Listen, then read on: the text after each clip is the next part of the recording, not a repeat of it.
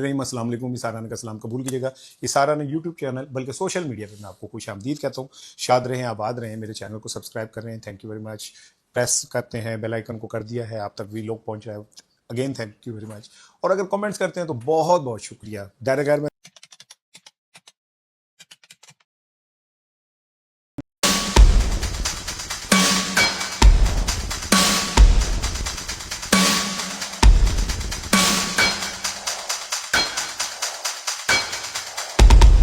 बिस्मिल्लाहिर्रहमानिर्रहीम, अस्सलाम वालेकुम। इसाराना का सलाम कबूल कीजिएगा।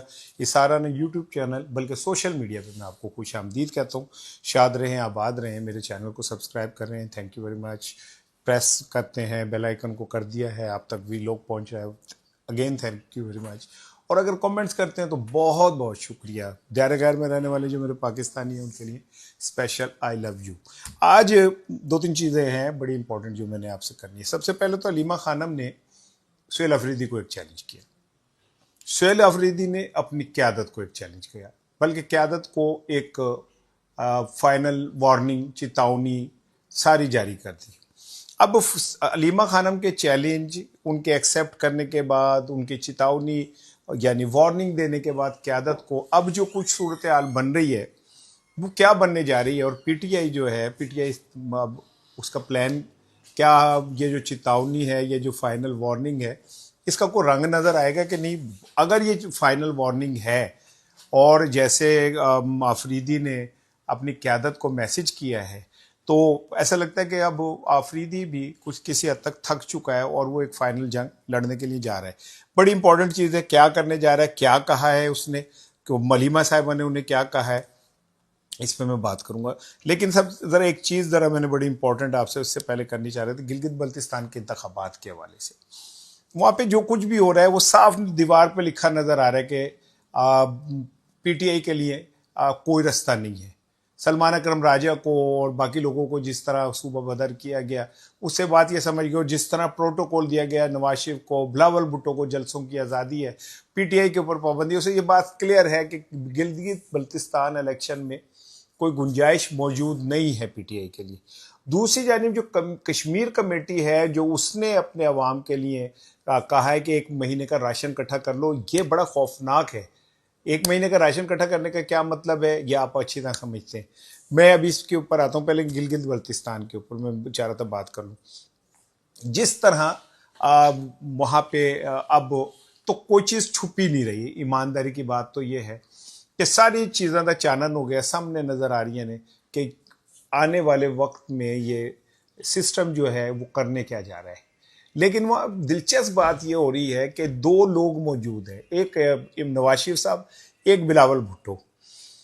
जो वो दोनों रोना रो रहे हैं, दुखड़े रो रहे हैं, वो उन्हीं लोगों के दुखड़े रो रहे हैं जिन लोगों ने उन्हें वहां पे आप भेज के और सब कुछ कराया। जरा मैं इस तरफ आता हूँ, लेकिन जरा मैं बिलावल भुट्टो से पहले वो जो हम मुस्लिम लीग नून के अरस्तू हैं एहसन इकबाल साहब, मैं बार बार जो एक जुमला कहता हूँ ना, वो किसी गुस्से से नहीं कहता, मैं इस बात से कहता हूँ कि इंसान में कहीं कोई शर्म का स्टैंडर्ड होता है थोड़ा सा ना। मिसाल के तौर पे मैं अगर आपसे ये कहूँ कि लो जी, मैं ये जो टेबल है इसे एक उंगली से उठा दूंगा और मैं ना उठा सकूं, दूसरी दफा, तीसरी, चौथी दफा फिर मैं कहूँ, तो शर्म होनी चाहिए ना थोड़ी सी। एहसन इकबाल साहब फरमाते हैं कि 200 मेगावाट बिजली, वो तो मेरे बाएं हाथ का काम है। वो भाई तेरे बाएं हाथ का काम है तो पंजाबी च आके बह जाना। जो यहां पे लोग लोड शेडिंग से मर रहे हैं, एक एक यूनिट के लिए जहां पे जंग जारी है, ऐसे अब खुद को पढ़े लिखे, मैं बड़ा प्रोफेसर हूं, मैंने फला यूनिवर्सिटी में ये की, क्या इस तरह की चवले मारते, झक मारते वहां पे जाके आप। 200 यूनिट मेरे बाएं हाथ का काम है। आप तो कह रहे थे इस इलेक्शन में कि जी 300 यूनिट हम फ्री बिजली करेंगे, और मरियम साहिबा कह रही थी कि कभी आपने ये सुना है कि आप सो के उठे तो पता चले कि आपका बिल हुकूमत ने पे कर दिए। मैं कोई थोड़ी सी किसी जगह पे यार होती है कि हमने अवाम को दोबारा फेस करना है, हम ये जो कुछ कह रहे हैं हमारे मुंह पे पड़ेगी। लेकिन मेरा ख्याल है कि जब इंसान के अंदर से शर्म खत्म हो जाती है ना, फिर उसे किसी बात में कहने में हाल नहीं होती। अब बिलावल भुट्टो ने आज जो गुफ्तगू की, कहता है कि जी वो एक कैदी नंबर 840 है, 804 है, उसने कहा एब्सोल्युटली नॉट। भाई कहता है कि जी वो किसको कहा। अस्तगफुरुल्लाह बिलावल भुट्टो साहब, मुझे लगता है आप अपना वजन कम करने के चक्कर में आपने दिमाग का वजन ही खत्म कर दिया। कर, और फिर कहते हैं मेरे बाप ने लात मार के अमरीकी फौजी अड्डे खत्म किए। आपको पता है, दिलचस्प एक वाकया शेयर करूं। जब अमरीका पाकिस्तान में उसने एक्शन किया उसामा बिन लादेन को कत्ल करने के लिए, एक तो खैर हमारे इदारों को पता ही नहीं चला कि वो आए, उन्होंने ऑपरेशन किया, चले गए, नहीं पता चला। वैसे ऐसी बड़े हैं।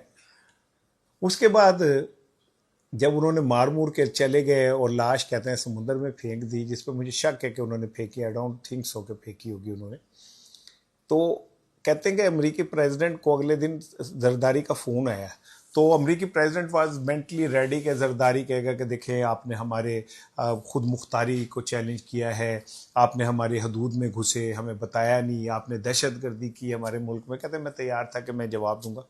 कहते मैं एकदम हैरान रह गया। जरदारी ने कहा जनाब कमाल काम किया आपने, बल्ले बल्ले सर, आपने तो कमाल ही कर दिया, आपने तो एक नासूर को खत्म कर दिया। कहता मैं हैरान रह गया कि यार ये एक मुल्क का सदर है, चापलूसी में इस सतह के ऊपर जा रहा है। ये किसने पैगाम भेजा था अमेरिका में कि जनाब अली हमें इस्टेब्लिशमेंट से बचाओ? ये कौन था वो सफीर? किसका वाटरगेट स्कैंडल बना था? वाटरगेट स्कैंडल था, कौन सा गेट स्कैंडल था? बाडी गेट था कि लोहारी गेट था? किस पे बना था? यूसुफ रजा गिलानी साहब के साथ जो अदालतों में हुआ था वो किसके ऊपर हुआ था? किसने ये हुसैन हक्कानी के जरिए पैगाम भेजा था कि हमारी जान छुड़ाओ इस्टेब्लिशमेंट से? ये किसने कहा था कि हम ईंट से ईंट बजा देंगे? बराबर भुट्टो पे मुझे बेचारे पे तरस आ रहा है। हमारे साथ पिछली दफा भी बेईमानी हुई, जरदारी साहब की हुकूमत खत्म ना होती। किसने की हुकूमत खत्म? नाम लो। कल वो क्या नाम है, बड़े मियाँ नवाज शरीफ साहब, मुझे क्यों निकाला, मुझे क्यों निकाला? और भाई जिन्होंने तुम्हें वापस बुलाया है उनसे पूछ लो कि क्यों निकाला। जरूरत नहीं है तुम्हें बात करने की। लेकिन इस एस्टेब्लिशमेंट को भी एक बात समझ आनी चाहिए कि ये लोग खौफ से चुप हैं।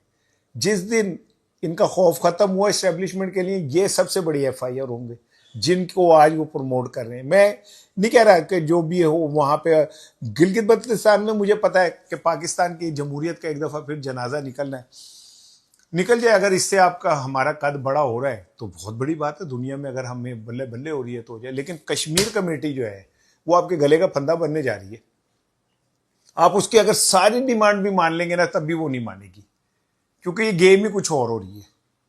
और मैं हैरान हूं कि हमारे जो ब्रेन्स हैं उन्हें यही समझ नहीं आ रही कि गेम हो क्या रही है। ये कश्मीर कमेटी वालों ने पिछली दफा बिजली के बिलों पे जो कुछ किया, जितनी वही तबाही फेरी, जितनी तबाहियां फेरी, जितनी इमलाक को आग लगी, जितने पुलिस वाले शहीद हुए, उस पर किसी एक पे FIR हुई? इसलिए कि वो पुलिस वाले तो उनकी तो हैसियत कुछ नहीं थी। 9 मई हो जाए तो वाकई बहुत गलत बात है। मैं कहता हूँ 9 मई वालों को भी सजा दे, लेकिन पूरे पाकिस्तान में एक रूल एक अप्लाई करे ना। अब कश्मीर कमेटी वालों ने कश्मीरियों से कहा है कि जनाब 1 महीने का सामान जो है वो पैक कर ले। इसका मतलब यह कि 1 महीने कश्मीर के अंदर एक बड़ा तसादुम जो है होने जा रहा है। दूसरी जानिब राजा नासिर अब्बास भी गिलगित बल्तिस्तान में, और ये अहले तशय्युओं का इलाका है, मैं आपको बार बार बता रहा हूँ। और अहले तशय्युई बड़े कट्टर किस्म के अहले तशय्युई हैं वो। और राजा नासिर अब्बास की अहले तशय्युओं में बहुत इज्जत और मुकाम है। आप समझे कि राजा नासिर अब्बास का वहां की मौजूदगी और ये सारा कुछ गड़बड़ हुई तो गिलगित बल्तिस्तान में क्या होगा और कश्मीर में क्या होगा? मेरा काम है भाईजान पहले बता देना, अगो तो मर्जी है।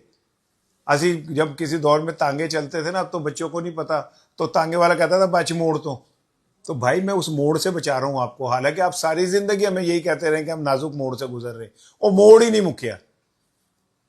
नाजुक मोड़ ही सानू ना वो कम हमारे दोस्त थे खान साहब, तो उन्होंने कहा जनाब, वो कहते कि मैं यार किसी जगह गया तो वहाँ पे मैं बाहर निकला तो पसीने पसीने मेरे तो खलियाँ पड़ गई पैरों में मेरे खलियाँ पड़ गई। खलियों को उर्दू में क्या कहेंगे, पट्टे खींच गए।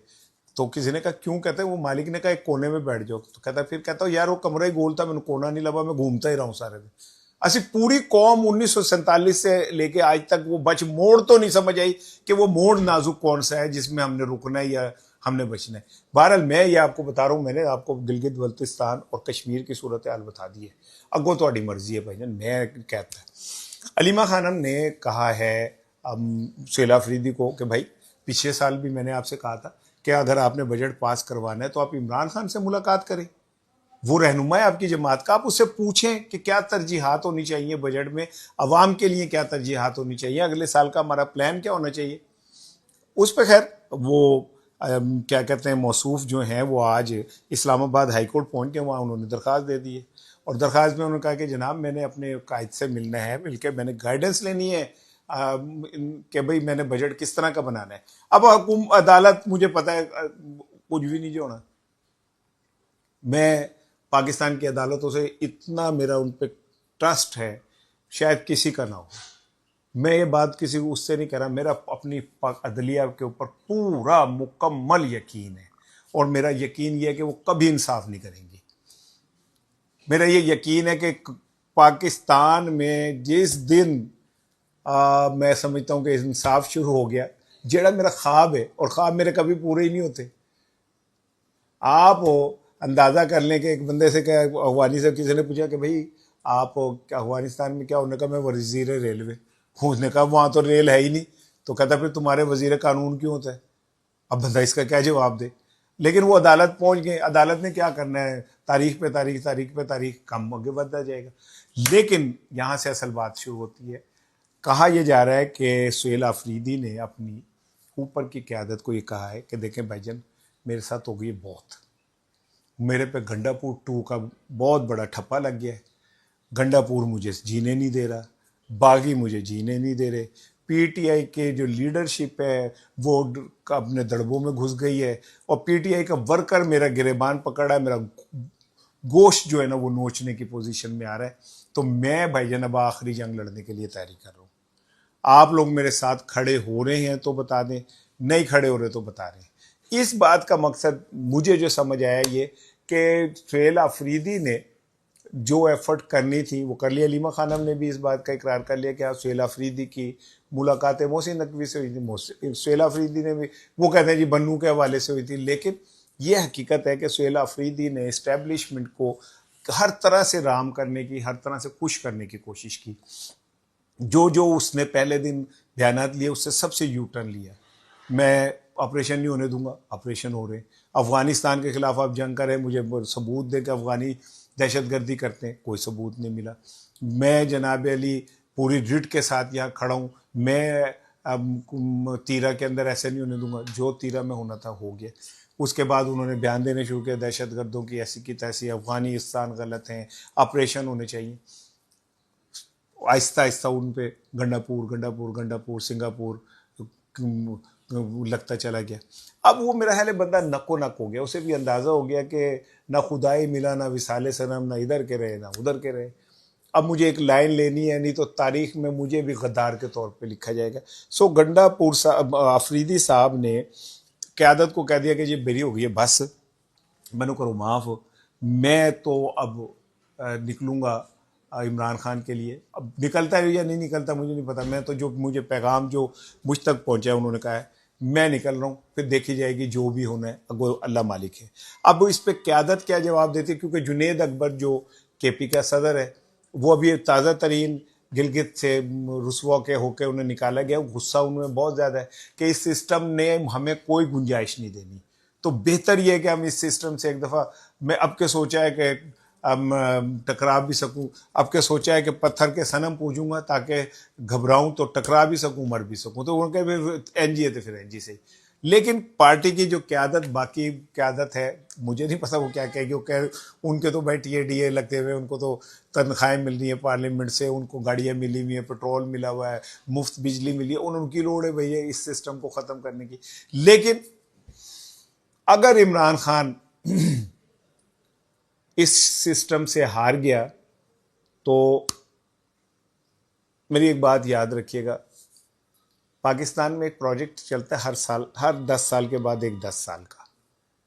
थोड़े को बहुता समझिएगा, कहते हैं ना इस खत को मेरी आखिरी तहरीर समझना, पता नहीं मुझको गम हालात की तस्वीर समझना, और कहते हैं तार जो होता है वादी मुलाकात होती है। मैं आपको बस इतना कह रहा हूँ, अगर इमरान खान हार गया तो अगले 10 साल तक आप जो मॉडल देखेंगे पाकिस्तान में सियासत का, वो वो शायद आप लोगों के लिए बर्दाश्त ना कर सकें।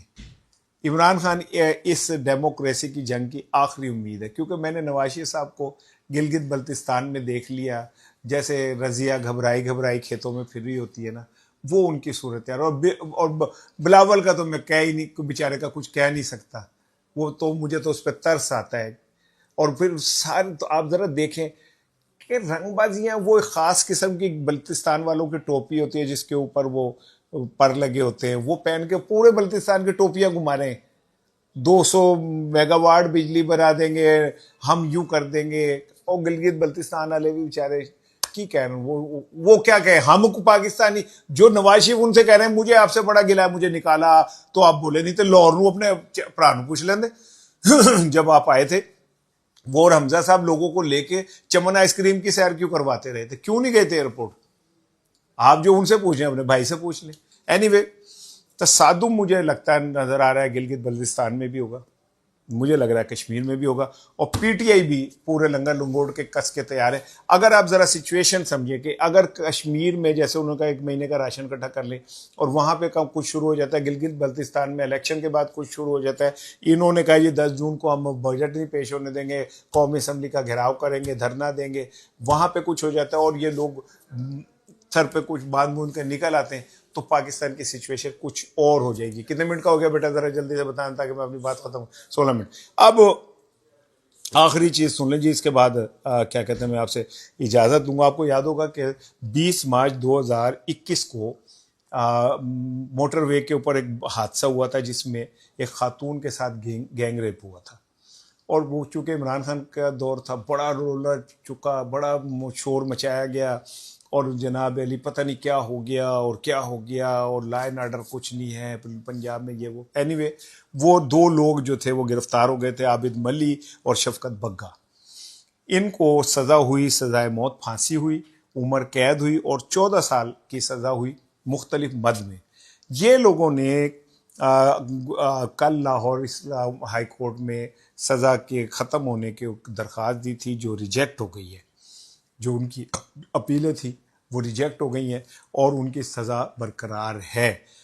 चले, कोई एक फ़ैसला तो ऐसा है ना जो हमने अपनी आंखों के सामने फौरी तौर पे होते हुए देखा। अदरवाइज़ कराची में मैंने कल भी आपसे कहा कि वो जो 20 लड़कियों के साथ ज़्यादती करने का मुजरिम है, और थाना नेपियर में जिस तरह उसे प्रोटोकॉल दिया जा रहा है, और वो खातून तफ्तीशी ने जो बयान दिया कि मैं आती हूँ, मुझे मेरे ह्यूमिलेट किया जाता है, मुझे बैठने के लिए कुर्सी नहीं दी जाती, इसको सैंडविच बर्गर खिलाए जाते हैं, इसको जनाब अली इसकी आओ भगत होती है, मुझे इससे तफ्तीश नहीं करने दी जाती। कराची का तो खैर चलो बेड़ा गर्क हो ही गया, लेकिन चलें, कहीं कुछ तो इस में नज़र आ रहा है। ये एक अच्छा फ़ैसला है और ये फ़ैसला कायम रहना चाहिए, बल्कि उन्हें सरेआम फांसी देनी चाहिए ताकि लोगों को पता चले कि ख़वातीन की इज़्ज़त क्या होती है। वैसे ख़वातीन की इज़्ज़त के हवाले से आलिया हमज़ा याद आ गई, उस बेचारी ने भी